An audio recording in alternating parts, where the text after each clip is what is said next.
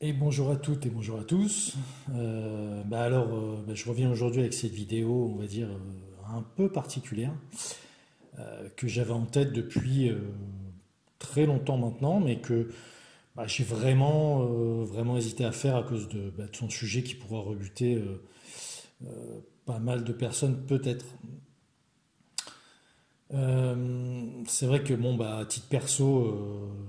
j'aime pas vraiment les vidéos YouTube, on va dire un peu sensationnalistes, qui abordent des thèmes que j'ai envie de nommer de putassier ou vraiment too much quoi. Et ça, juste pour tenter de faire des vues quoi. En fait, après les dernières vidéos que j'ai pu faire et qui étaient très orientées astrologie mondiale,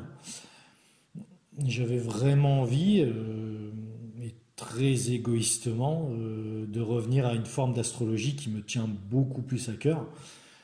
à savoir celle qui se place à un niveau individuel, humain, et non à un niveau mondial, collectif, qui est, enfin, pour moi, plus froid et désincarné, je trouve, et qui a aussi des implications parfois trop vastes et trop complexes. Et je rajouterais aussi qu'étant donné que ce sujet me touche très concrètement, personnellement et intimement, il me tenait à cœur de finalement l'aborder avec vous sur la chaîne.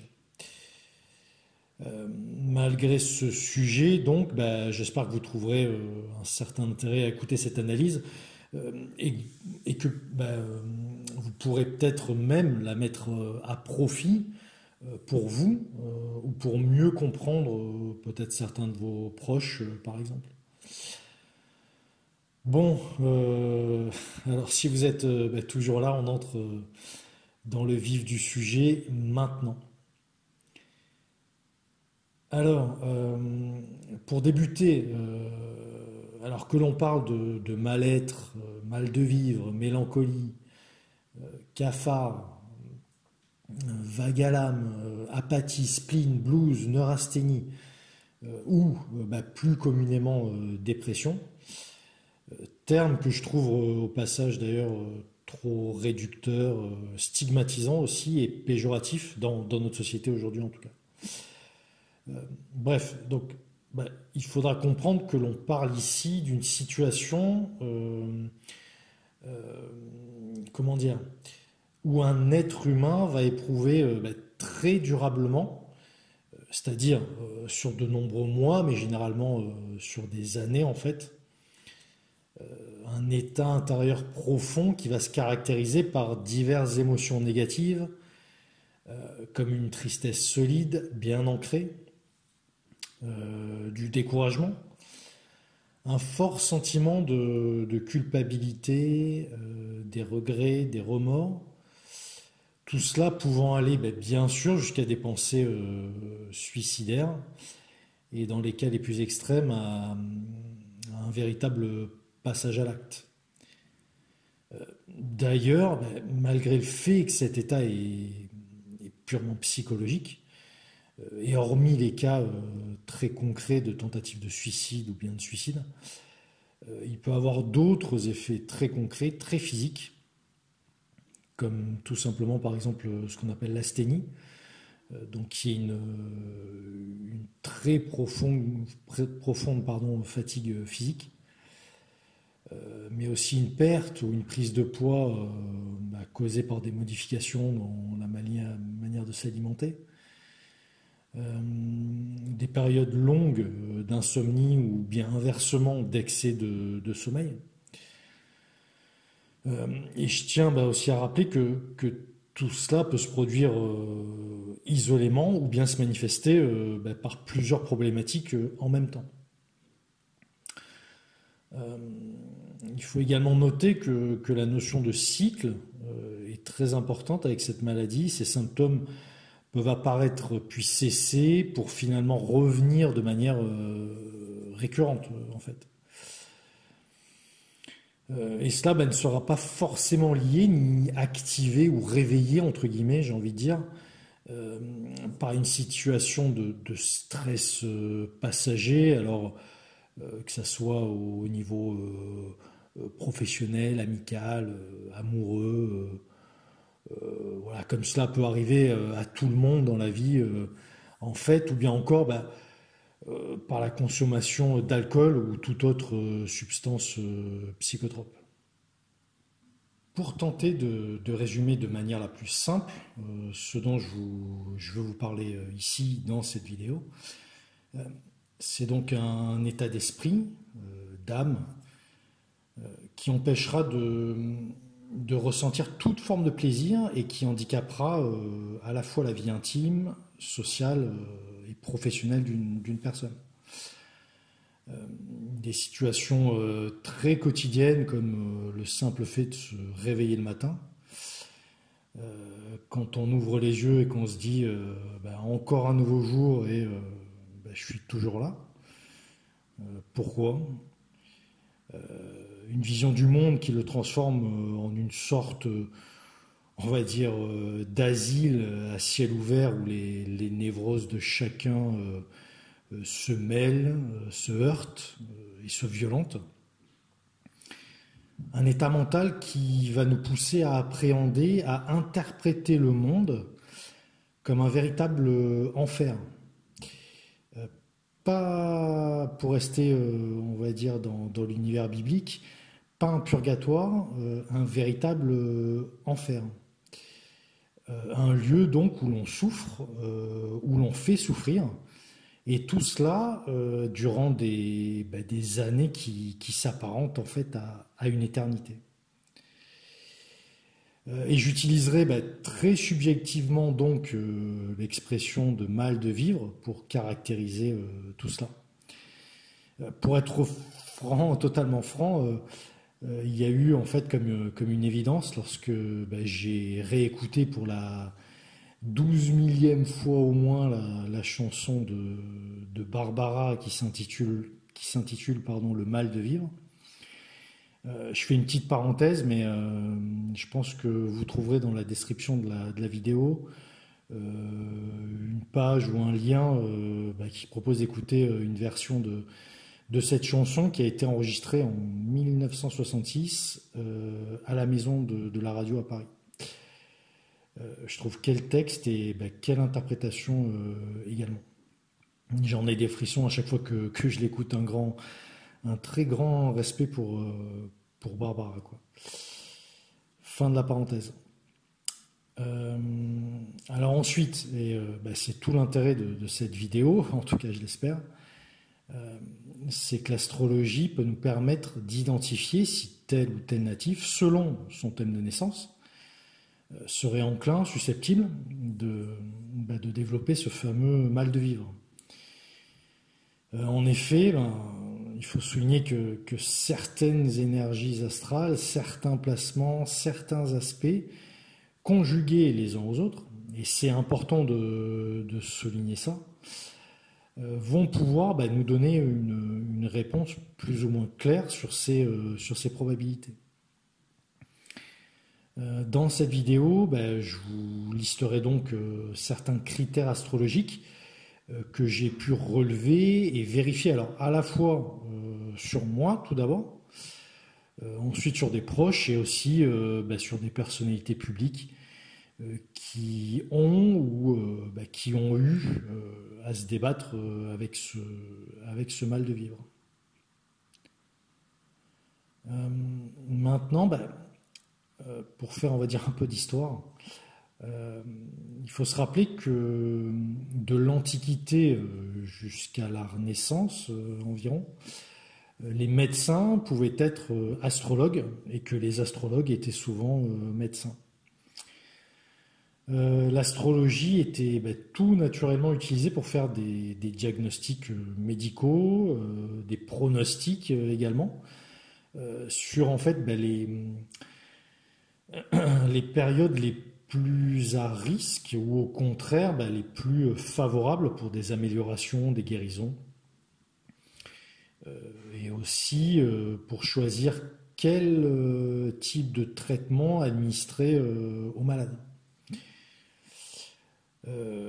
Durant de nombreux siècles, l'influence des astres était donc complètement, j'ai envie de dire, acceptée par la médecine et les médecins comme un marqueur ou un déclencheur de toutes sortes de maladies physiques, mais aussi, et c'est ça qui nous intéresse ici, des états mélancoliques, des maladies de l'esprit ou de l'âme, nous dirions donc mentale aujourd'hui. Traditionnellement, l'astrologie médicale de l'époque indiquait déjà que les causes de la mélancolie, dépression pouvaient avoir plusieurs sources, mais l'influence majeure était généralement accordée au placement, on va dire, du grand maléfique, à savoir la planète Saturne, dans les deux signes qui lui servent de domicile, à savoir le Capricorne et le Verseau. Depuis l'Antiquité, cette opinion a été largement répandue, j'ai envie de dire, et aussi partagée. D'ailleurs, il faut savoir qu'en grec, le mot mélancolie signifie littéralement bile noire, c'est-à-dire mélas pour noir, et col qui veut dire bile. Durant l'époque antique, on considérait réellement que c'était cette bile noire, directement en fait reliée à l'influence de l'élément terre, donc celui de Saturne, qui, lorsqu'elle circulait, cette bile noire, en excès à l'intérieur du corps d'une personne, était responsable de l'état mélancolique ou dépressif, dirait-on aujourd'hui. Et c'est donc Hippocrate, pour rappel, qui est né en l'an moins 460, donc avant Jésus-Christ, qui avait élaboré la théorie selon laquelle il existait 4 humeurs, entre guillemets, qui étaient reliées en fait aux 4 éléments astrologiques fondamentaux. De plus, de ces 4 humeurs en excès découlaient 4 tempéraments, encore entre guillemets, bien distincts, associés à la sphère physico-psychologique. Je dirais à savoir, donc on notait le tempérament colérique avec le feu, mélancolique avec la terre, donc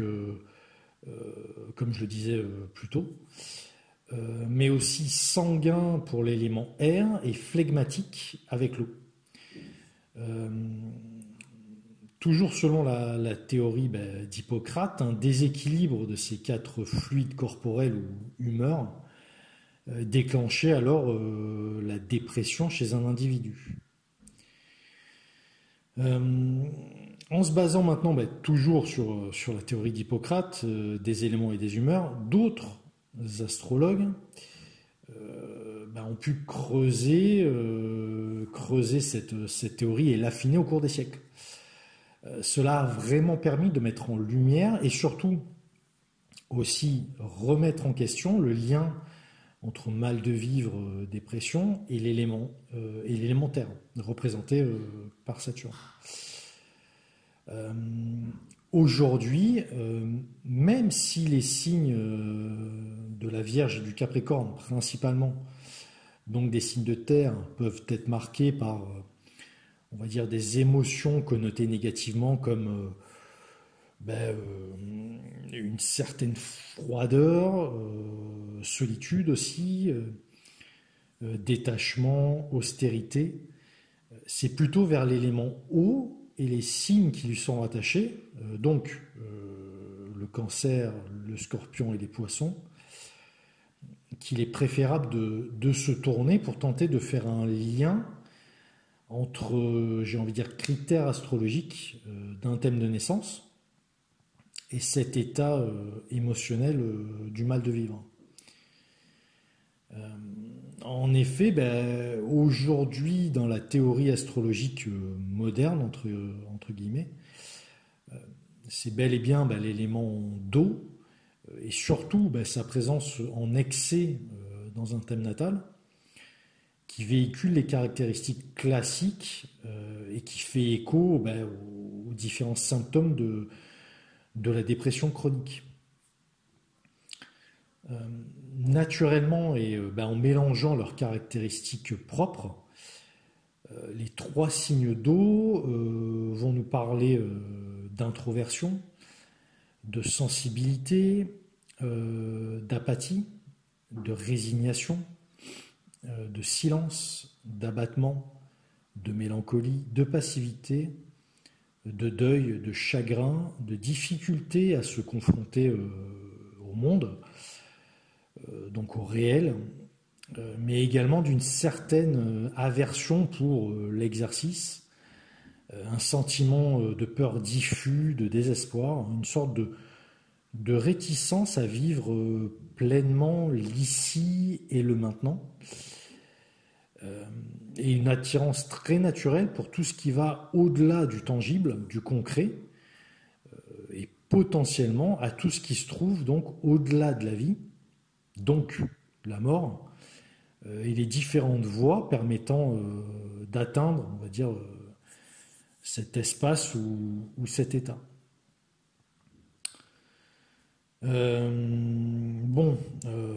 Pour tenter quand même d'éviter de totalement plomber l'ambiance, je pourrais essayer de vous faire sourire en faisant remarquer que selon moi, le fait de pleurer peut être considéré comme un sport nautique ou tout du moins une activité très aquatique, je dirais. Bon, et après avoir dit tout ça sur l'élément eau et les signes qui sont en lien avec lui, il faut tout de même insister et souligner que cette constatation purement théorique, cette observation globale peut être prise en compte,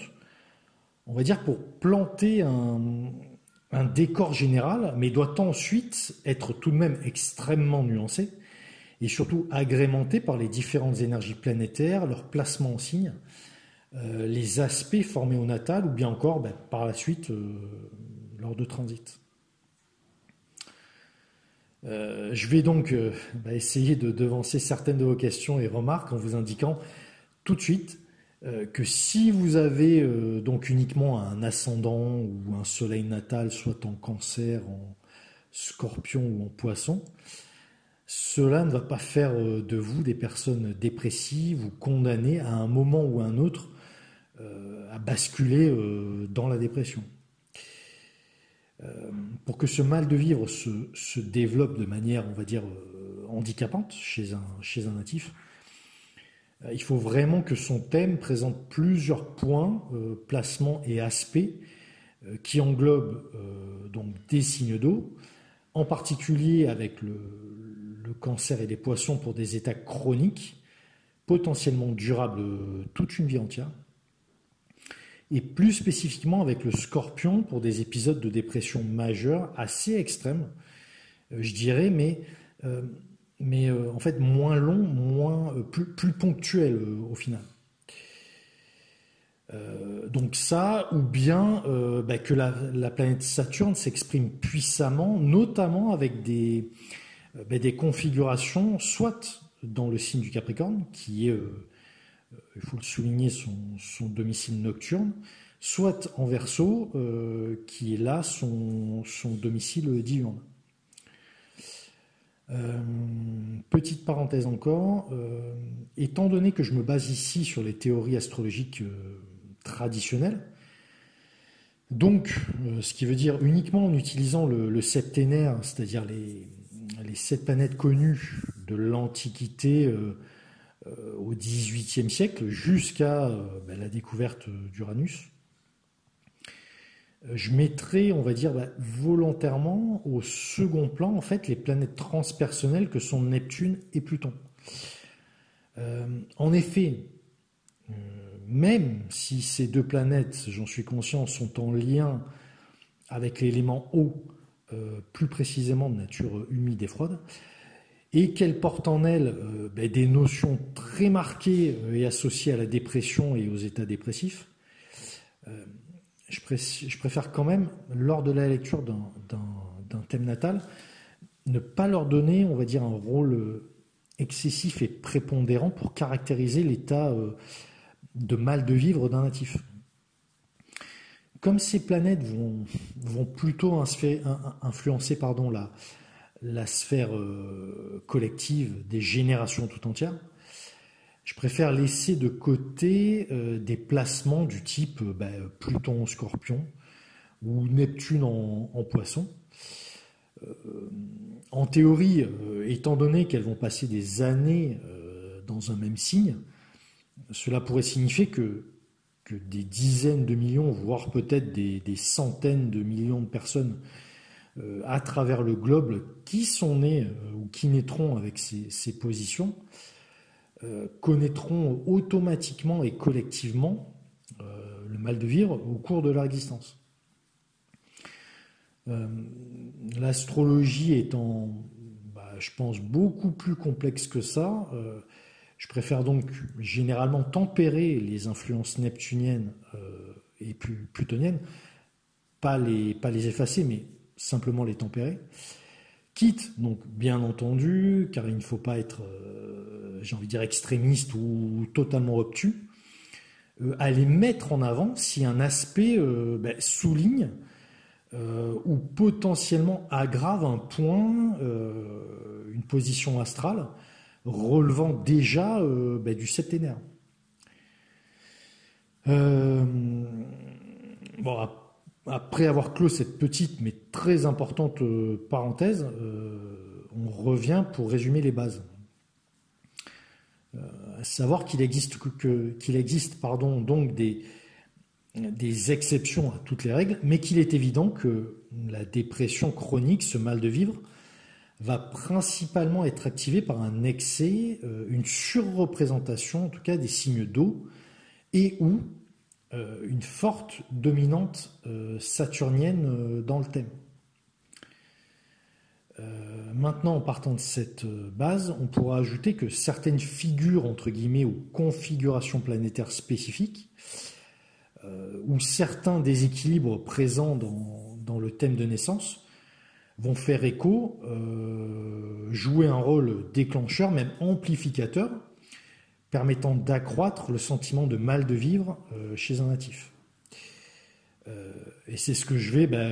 tenter de vous énumérer maintenant. Avant toute chose, je veux vraiment que vous gardiez bien en tête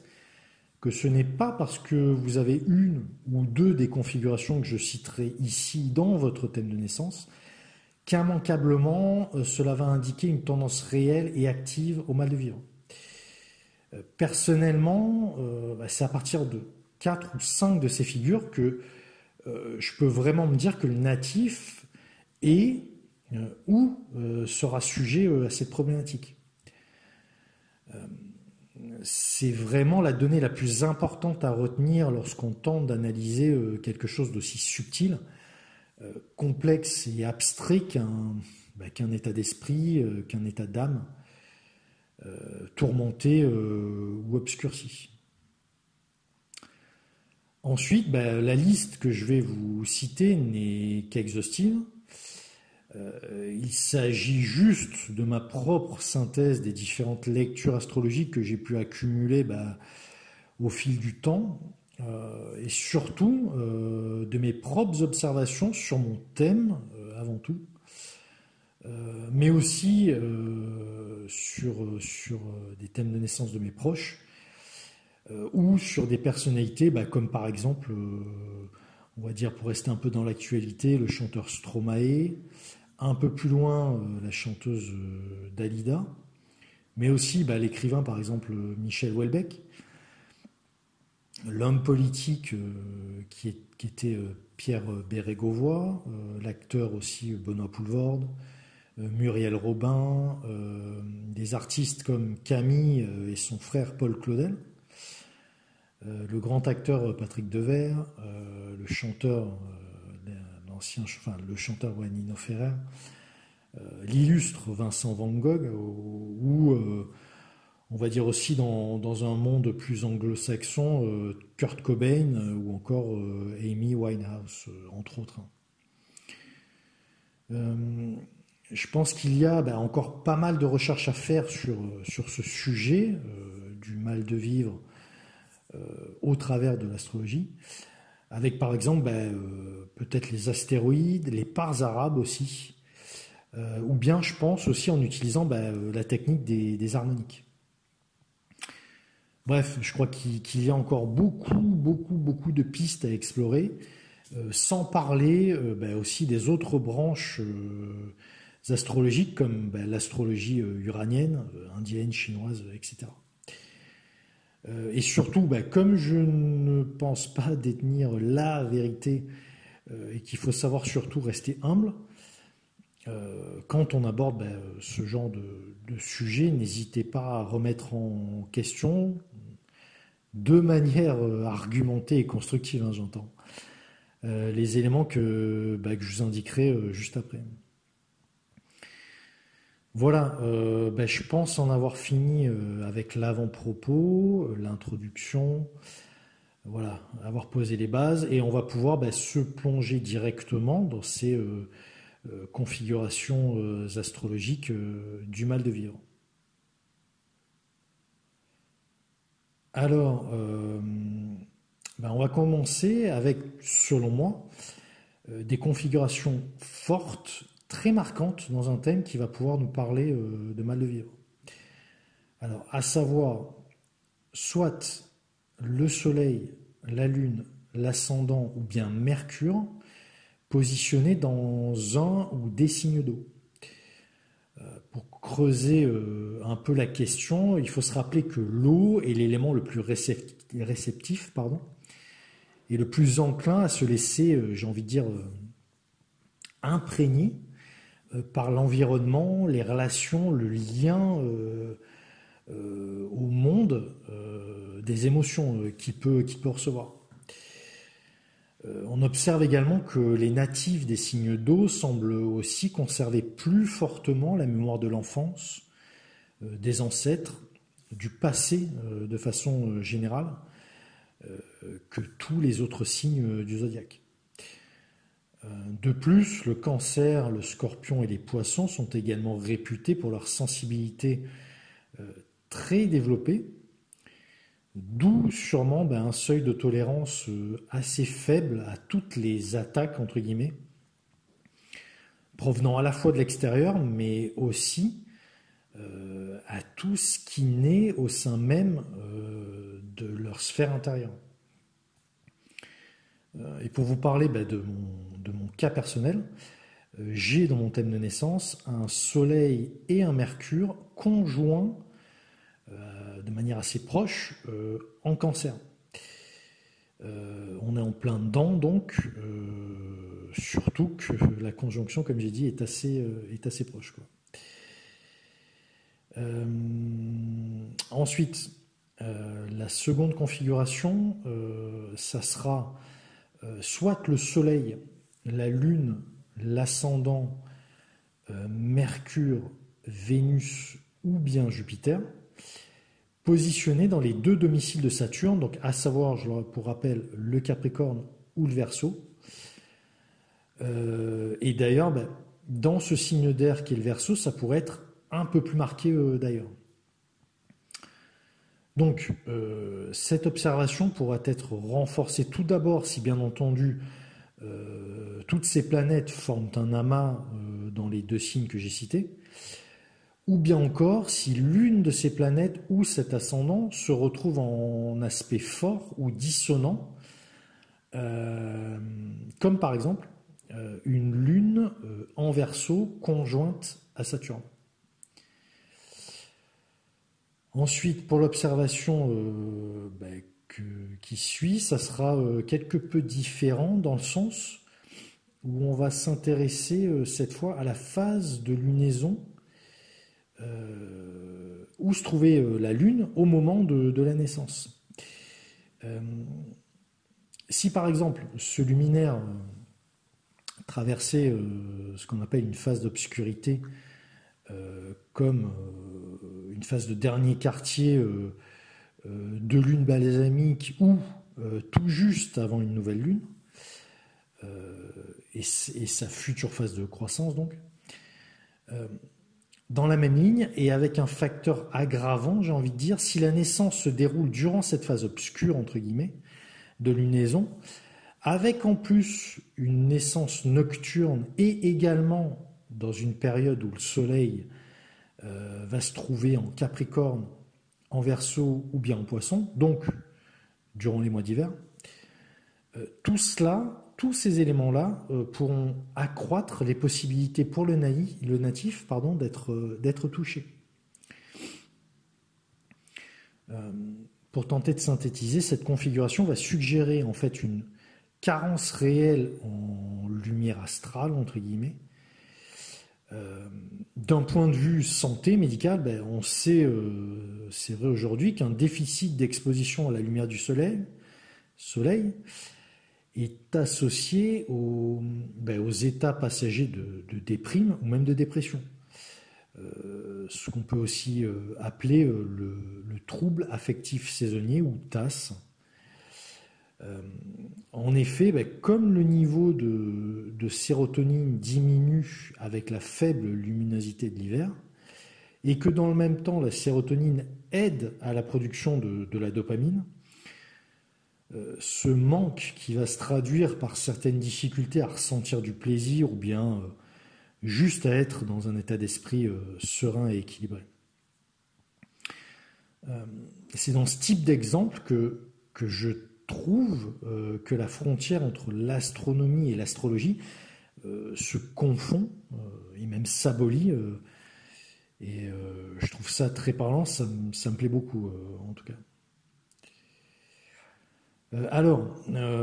pour continuer maintenant cette énumération des configurations astrales liées au mal de vivre, on peut aussi citer un Saturne dominant, alors dans n'importe quel signe, en angle particulièrement, ou bien en aspect dissonant, ou même en quinconce au Soleil natal, à la Lune natale, au Mercure, à Vénus ou à Neptune natal. Je dirais que l'aspect le plus fort serait quand même avec la Lune au final. Et pour revenir sur mon cas personnel, j'ai donc au natal une conjonction encore très proche, moins de 2 degrés d'orbe entre Saturne et la Lune, qui elle-même, donc cette conjonction est très, très mal aspectée. Il faut toujours avoir en tête que Saturne reste une planète froide et qu'elle va transmettre cette froideur aux autres astres avec lesquels elle va être en contact, en lien. Dans cet exemple précis, une lune conjointe à Saturne va nous parler entre autres d'oppression de l'émotionnel, de tristesse, de solitude intérieure. Un terrain donc tout naturellement propice donc à ce qu'un mal de vivre puisse s'installer durablement chez un natif. On continue ensuite avec une configuration qui mettra plutôt en lumière des maisons astrologiques cette fois, 3 précisément, qui sont en fait en analogie avec les 3 signes d'eau, à savoir la 4, la 8 et la 12. Si ces dernières sont fortement occupées, on peut également prendre cela comme un indice. En faisant un focus là plus précisément sur la 12e maison astrologique, celle qui dans la tradition en tout cas est considérée comme la plus, j'ai envie de dire, énigmatique, la plus sombre, profonde, cachée, mais aussi la plus sensible du thème de naissance. On pourra trouver certaines pistes sur en fait, l'état intérieur d'un natif. Je ne dirais pas qu'elle peut être, une des causes principales du sentiment de mal de vivre, mais elle peut vraisemblablement la favoriser, l'augmenter. avec un Saturne, une Lune, un Mercure ou un nœud sud également dans la maison 12, il y a des chances que cela joue sur l'état d'esprit du natif. Alors il me semble que c'était dans la tétrabible de Ptolémée, ou bien en tout cas dans un ouvrage d'un autre astrologue antique que j'avais pu lire, qu'à cette époque, en tout cas, la notion de santé d'un natif était très clairement scindée en deux sur l'axe maison 6, maison 12. À savoir la santé physique corporelle avec la 6 et on va dire la santé mentale ou de l'esprit plutôt à cette époque-là avec la 12. Après, pour être le plus objectif possible par rapport à cette maison 12, même si effectivement aujourd'hui elle peut être très en résonance avec le mal de vivre, car elle va nous parler de nos peurs, de nos cauchemars, d'ennemis et de choses cachées, d'enfermement, de solitude, d'asservissement, d'auto-sabotage aussi, de regrets, de remords et de karma. D'un autre côté, cette maison astrologique sera aussi en lien avec les notions de charité, de don de soi, d'amour universel et surtout, j'ai envie de dire, de travail ou d'éveil spirituel. On peut aussi parler potentiellement, pour une autre configuration, là j'enchaîne sur un autre sujet, mais d'un Mercure ou d'une Lune positionnée sur le degré anarétique avec potentiellement une orbe de 1 à 1,5 degré en amont, uniquement, je parle bien en amont, d'un des signes d'eau, d'un signe de terre, alors principalement Vierge et Capricorne. Pour le Taureau, ça serait peut-être un peu moins vrai. Ou encore du signe du Verseau en tant que domicile diurne de Saturne. Ces degrés bien particuliers occupés par ces planètes peuvent potentiellement jouer un rôle d'un côté sur la sphère mentale et de l'autre sur la sphère émotionnelle. Ensuite, pour la configuration qui suit, on va dire plutôt d'ordre général, sans position exacte dans un signe ou bien dans une maison, car je parlerai ici globalement d'une lune malmenée, entre guillemets, ou bien blessée, toujours entre guillemets, dans un thème natal. Ce luminaire, qui peut être considéré par certains comme le représentant dans le thème de ce que l'on pourrait appeler notre corps céleste, encore entre guillemets, ou plus basiquement corps émotionnel. Donc ce luminaire a une capacité très développée à être influencé par d'autres astres. Par exemple, et j'en ai déjà parlé précédemment, un aspect dissonant ou en conjonction Lune-Saturne sera obligatoirement très problématique. Mais on peut aussi ajouter des aspects Lune-Mars, Lune-Neptune, Lune-Pluton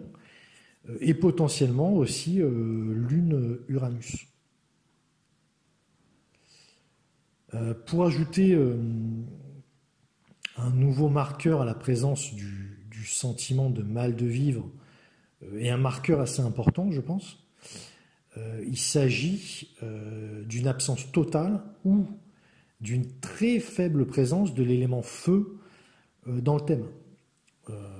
au travers, bien entendu, des trois signes qui relèvent de cet élément, à savoir le bélier, le lion et le sagittaire. Pour une nouvelle fois faire le parallèle avec mon thème, c'est bien mon cas, je n'ai qu'une seule planète placée en signe de feu. En plus, il s'agit d'un Neptune en Sagittaire. Donc, avec ce Neptune, beaucoup d'eau encore et une planète, on va dire, qui est loin d'être chaleureuse, je dirais. Bref, ce qu'il faut vraiment retenir, c'est que l'élément feu, qui est donc chaud et sec, est un véritable antidote aux énergies très froides, humides, qui sont portées par l'état du mal de vivre, des états dépressifs. Tout naturellement, les signes de feu véhiculent les caractéristiques de chaleur, de plaisir, de joie de vivre, d'optimisme, d'action, ou encore de stimulation par l'action concrète, justement. Après, d'un autre côté, et pour rester dans ce domaine des éléments, si par exemple une planète comme Saturne se trouve au natal dans un signe de feu, cela va tout de même un peu refroidir les ardeurs naturelles de l'élément et du signe aussi. Ensuite, je peux vous citer le Soleil et ou Mars affligé par plusieurs, je souligne bien plusieurs aspects dissonants, ou une conjonction au nœud sud encore, dans un signe où ils sont soit en exil, soit en chute. Plus concrètement, ces deux planètes de feu vont, dans cette configuration, perdre pas mal de leur énergie de volonté, d'action, de rayonnement et d'exaltation. Je tiens à préciser tout de même que c'est un type de configuration qu'il faudra prendre, j'ai envie de dire, avec pas mal de pincettes, car si d'autres points du thème peuvent équilibrer ou contrebalancer ces positions défavorables, cela ne pourra pas être, on va dire, forcément un handicap pour le natif. Exemple concret pour le Soleil, à savoir un placement en Verseau ou en Balance, plus une conjonction au nœud sud qui elle-même va se trouver en carré ou en opposition à Saturne. Pour Mars maintenant, une position au natal, alors soit en Cancer, soit en Balance, va apporter à cette planète pleine d'ardeur, j'ai envie de dire, une certaine incapacité à agir, aussi une capacité à éteindre, entre guillemets, la flamme naturelle de cette puissante planète de feu. Dans les deux cas, alors que ça soit pour le Soleil, pour Mars donc, dans ces configurations bien précises, il y aura forcément de grandes difficultés à pouvoir éloigner de soi, tenir le monde extérieur à distance en fait, pour ne pas qu'il puisse impacter et perturber notre état d'esprit et ainsi nous obliger à être trop facilement, en tout cas bouleversés au cœur de notre sphère émotionnelle. Ensuite, tout comme la Lune dont j'ai parlé précédemment, si l'on dispose aussi d'une Vénus malmenée ou blessée, cela va forcément amener un certain vide, ou tout du moins une problématique majeure au sein de la sphère affective et de la capacité du natif à ressentir et exprimer du plaisir, de la légèreté tout simplement dans sa vie. Après, tout comme l'exemple précédent avec le Soleil et Mars, il faudra quand même savoir nuancer ce placement selon tout le reste du thème. Par exemple, si Vénus se trouve soit en Bélier, en Vierge ou en Scorpion, et potentiellement en Capricorne, où elle pourrait aussi ne pas être très à l'aise également, j'ai envie de dire. Donc si cette Vénus dans ces signes est conjointe au nœud sud, en aspect dissonant à Saturne et dans des maisons astrologiques comme la 6 ou la 8, il peut y avoir une propension à accroître les effets d'un mal de vivre déjà soulignés par d'autres configurations. Une autre figure, donc entre guillemets, avec cette fois comme acteur astrologique, en fait un acteur qu'on ne pourrait pas forcément attendre pour expliquer un état de mal-être, ça sera la planète Jupiter en fait. En effet, un Jupiter affligé, surtout en signe de terre ou d'eau, qui se verra accolé en conjonction avec un Saturne ou un Pluton aussi, pourra générer chez le natif des sortes de montagnes russes émotionnelles, j'ai envie de dire, des hauts et des bas extrêmes, donc typiques, soit de la cyclothymie, ou bien d'une manière plus grave et handicapante, là, de la bipolarité. Et même si la conjonction se produit en poisson, c'est-à-dire le signe d'eau qui est le domicile nocturne de cette planète de Jupiter, cet état peut vraiment être exacerbé, j'ai envie de dire. Symboliquement, pour moi, Jupiter amplifiera, décuplera par le signe des poissons les flots de larmes pour en faire un torrent continu. On continue ensuite avec la notion, cette fois, des maîtrises, et plus particulièrement avec le maître d'ascendant, celui de la maison 8, ou encore celui de la 12, qui serait conjoint soit à Saturne, soit à Pluton. Pour préciser mon propos sur ces configurations, il faut se rappeler qu'indirectement, le maître d'ascendant va symboliser l'ascendant, donc, à savoir le corps, son intégrité et surtout notre manière d'être, de nous comporter. Ensuite, pour ce qui est du maître de la 8, il va représenter dans notre thème notre capacité à l'autodestruction, mais aussi notre état intérieur profond, sombre, où l'inconscient évolue, se transforme, mais également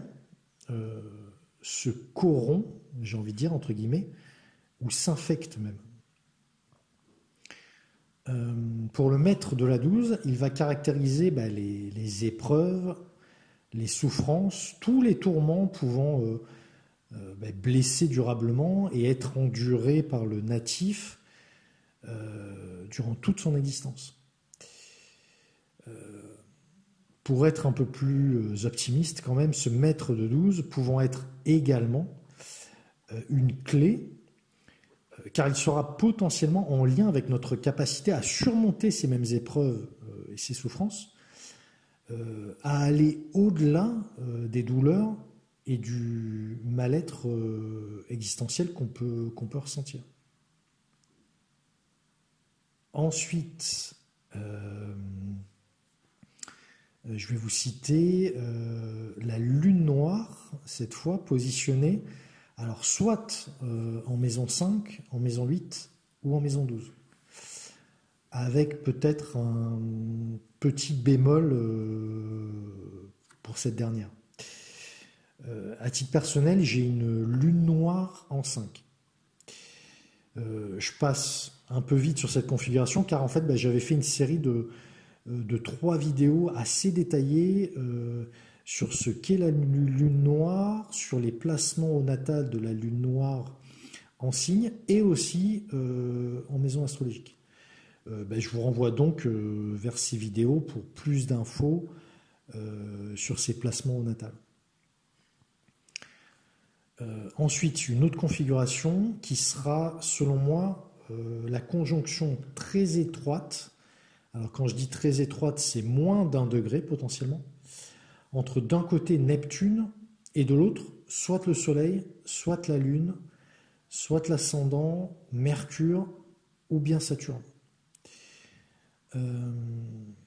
Cela est tout particulièrement vrai et parlant avec le Soleil et la Lune. Ces deux conjonctions avec Neptune peuvent en fait donner aux natifs une puissante inclination naturelle à s'illusionner sur le monde et donc à ressentir plus intensément, souffrir plus durablement d'un choc potentiel entre son rêve d'un côté et la réalité. Bon, je crois qu'on est arrivé à la fin de cette énumération des configurations. Et donc, à la conclusion de cette vidéo, qui était seulement, j'ai envie de dire, introductive, on va dire à l'immense question qui est comment identifier ce fameux mal de vivre au travers d'un thème de naissance.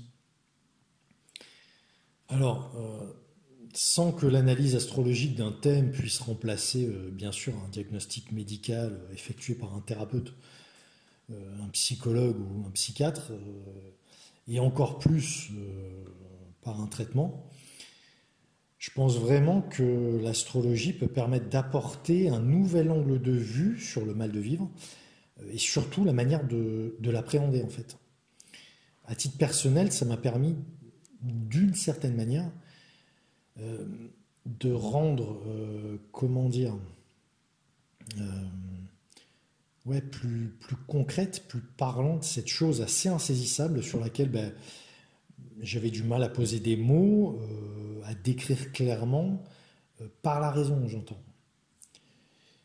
Je trouve que les symboliques et les énergies astrologiques vont permettre de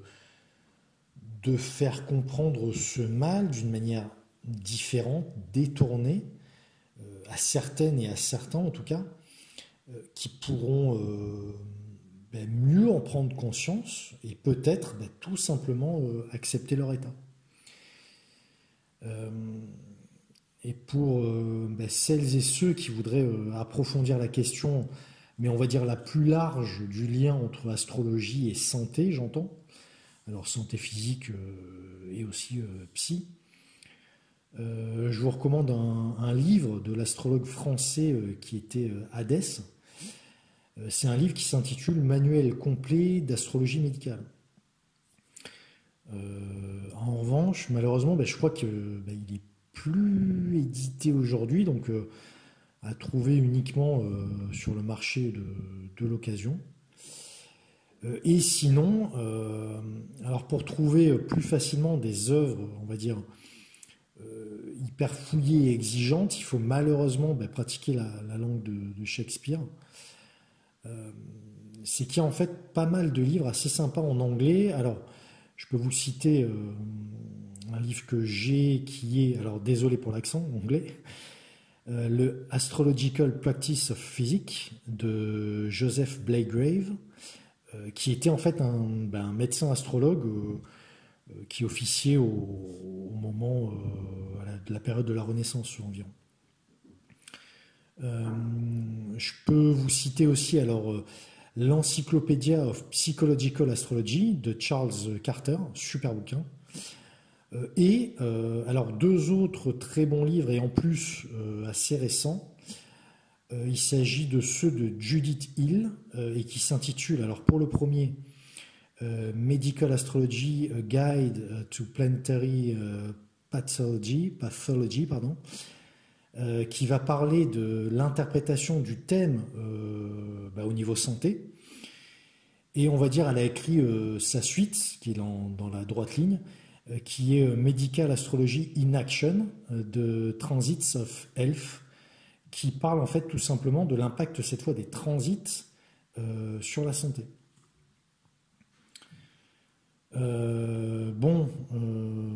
J'espère que cette vidéo sur le mal de vivre ne vous aura pas trop déprimé et que surtout ça vous servira peut-être à décrypter ces placements astrologiques, ces configurations dans votre propre thème. Et pour, euh, pour finir, je pense que je vais citer, je vais vous donner une petite citation de Franz Kafka, encore un artiste un peu maudit, j'ai envie de dire. Il a dit, enfin, ou plutôt écrit, j'ai passé ma vie à me défendre de l'envie d'y mettre fin. Je trouve que ça résonne très bien avec, avec ce que je pense du mal de vivre et voilà. Bon, ben, je vous remercie à nouveau pour votre écoute, pour tous les messages ben, chaleureux qui sont toujours accueillis avec beaucoup de plaisir et de gratitude aussi. Et je vous dis donc ben, à très bientôt. Ben, en tout cas, je l'espère. Au revoir.